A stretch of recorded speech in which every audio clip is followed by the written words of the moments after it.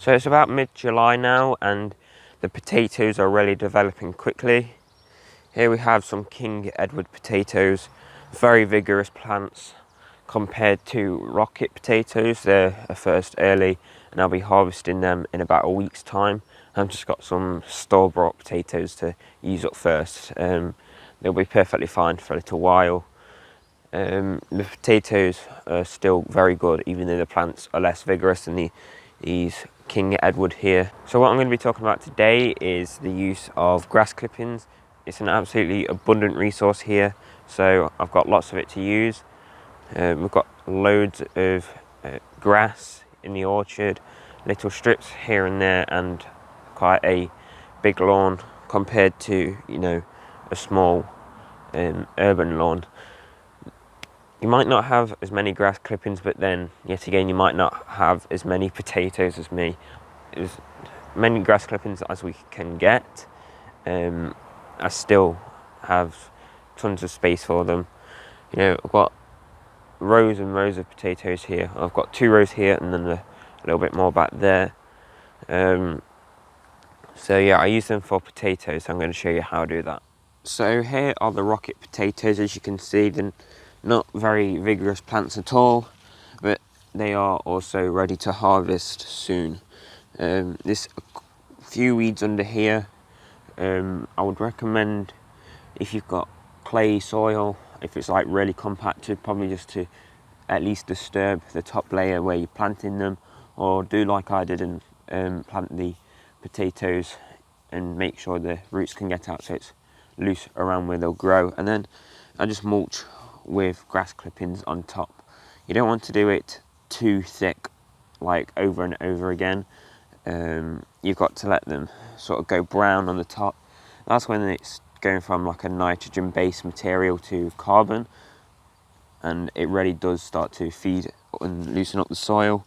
I find as well, because it makes a habitat for worms and that more near the surface, they will take a lot of it down and the top layer of your soil underneath will become more loose as well. Lots of people say having material on the ground such as grass clippings in this volume will make a habitat for slugs and they will sort of damage your crop.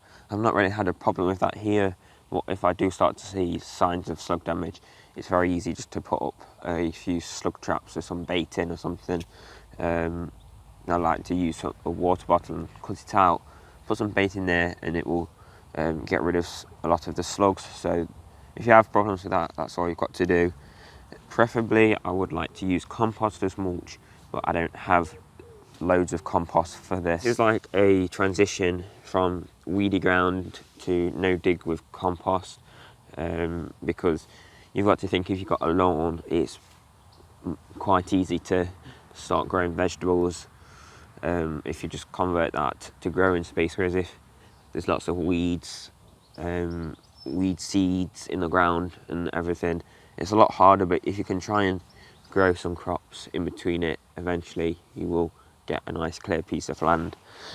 And potatoes are good because you can use the mulch and it mulches out it suppresses the weeds, and you also get potatoes.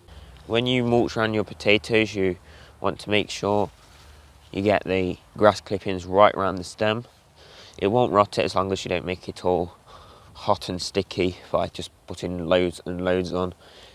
This is basically the same as if you was ridging them and then filling the soil in. And have a look under here, see if you want, oh, there's already a potato. It's quite easy because they're on the surface. And just try and break one off. Here we go. See, it's quite near the surface. There'll be some more in there. It's quite a good one. Got a little hole in there. If that's a slug or something, I don't know. But other than that, it seems very good. So, yeah, this is rocket potato. And it's been grown with grass clippings, so hopefully we'll have a nice harvest.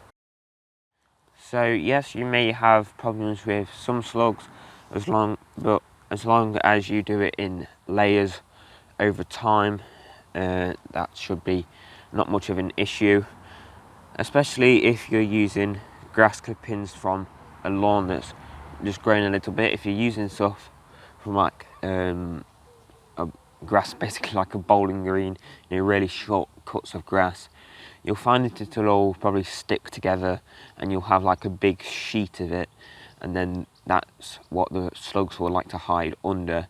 Whereas if it's all fluffed up like this, I've found the slugs really don't like to crawl inside it, especially if it's quite dry. But if you go down, it is quite moist, holding in the moisture, so it's finding that balance. But I've not really had a problem with slugs here with using this mulch. I use grass clippings a lot for also suppressing just weeds later on in the year, like the last cut of grass, to just cover the ground up. I also use it to mulch around trees.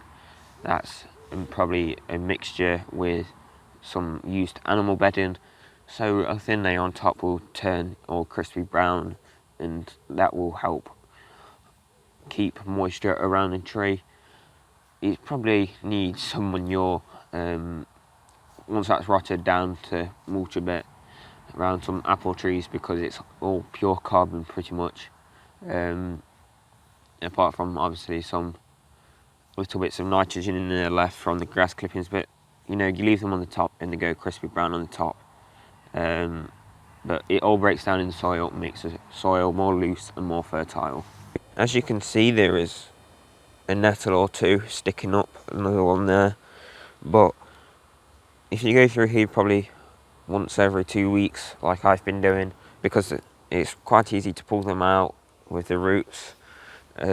Nettles normally creep along the surface, so it's very easy to get them out, and the grass clippings make it ever so easy, with it being, keeping the moisture there so all the worms and insects can loosen up the soil.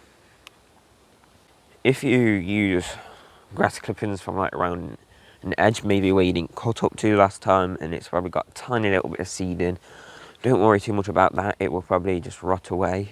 But if it does germinate, it's not very hard to pull out, because they've normally got shallow roots when they're young.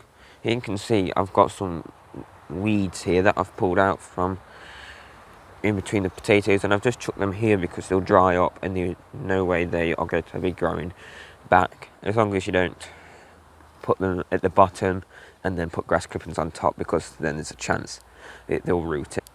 So it's all about letting the top layer dry off and then putting more on top. As you can see, I use around these apple tree grafts here. Just mind my hat. Here it's an M25 James Grieve apple graft.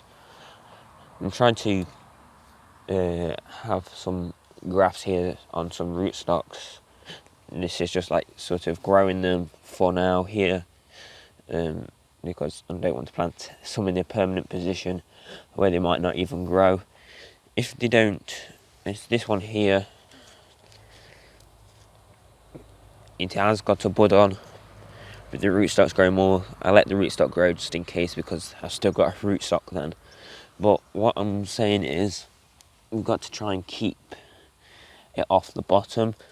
It wouldn't matter too much on here because the graft's high up, and it doesn't matter if it roots out a little bit, but basically where the flare is, where the roots start to come out the trunk, you want to keep the grass clippings away from that, especially on larger trees, because you'll have like these secondary root system coming out, and it's not really the best thing. There's different types of grass clippings. I know it sounds a bit strange, but like I've said, you've got the ones, if you've got really short cut, it will probably just make a massive sort of sheet.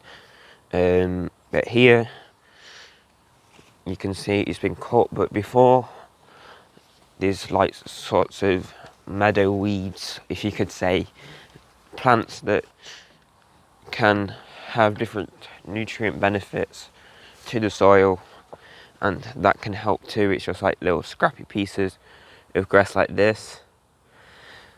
It's mainly grass, but let it grow a little bit longer and it gets all sorts coming through. And if you're not after a perfect cut, especially if it's just round some apple trees or something, you can get lots more nutrients produced and put around your desired plants. So yeah, it just shows that even some weeds in your lawn can help. Here in the orchard, the grass is quite varied. Up at the top end we have very vigorous grass, and then under the trees there it's a bit less dense. Here you can see we've used grass clippings and animal bedding before, and it breaks down really well. Makes like a dry dust layer sort of thing on the top, and there's just some nettles I've pulled out. Even really easy to pull out when this is exposed. See, here was just a couple weeds that have blown in, and it's really easy to pull them out with the roots. Here is a more recent example of some mulching around a tree. This was done a few months back. There's probably still a bit too much mulch around here, but as you can see, it's grass clippings on the top and like pine shavings below, and some used animal bedding, so obviously animal droppings can be in there and also help to feed the soil. I put cardboard around underneath first. Some blades of grass still grow through, but it's all about keeping it away from the trunk as well. And as you can see, a little bit goes through, but I always try and pull it back and then put this cage back around to keep rabbits from chewing it and stop the mulch going in. So I just thought I'd show you what I use my grass clippings for. Even if you don't have a massive lawn or any lawn at all, I'm sure you can get hold of some, but I just don't like to waste stuff, especially a resource like this. It's very useful around potatoes, trees, and any general mulching. You've got to watch out what you use it for, because you don't want to pile it around something. It might rot it, and especially sensitive things. You don't want to have it around lettuce, because it may cause it to rot, and if you do have a problem with slugs, it will be gone overnight. So just watch out what you're using it for.